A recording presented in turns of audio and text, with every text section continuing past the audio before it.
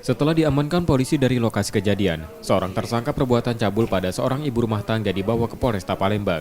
Tersangka sehari-hari bekerja sebagai pekerja panggul di Pasar 10 Ulu Palembang. Dibawa polisi dengan kondisi dengan penuh luka akibat amarah warga karena kejahatannya.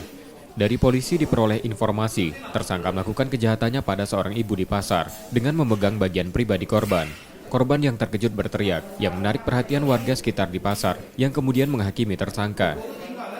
Tunggu, Mbak Spen dulu. Pelaku melakukan cabul terhadap korban, tempatnya di TKP Pasar 10 Ulu, dengan cara pada waktu korban datang untuk mengunjungi pasar, pelaku sebagai pekerja kuli di pasar tersebut mengambil barang, melihat korban dan langsung memegang alat korban, dan sementara pelaku sudah kami amankan berdasarkan laporan dari korban dan diserahkan ke unit PPA Polrestabes Palembang.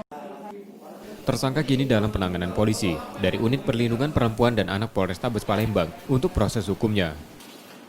Yudi Kiswanto, Kompas TV, Palembang.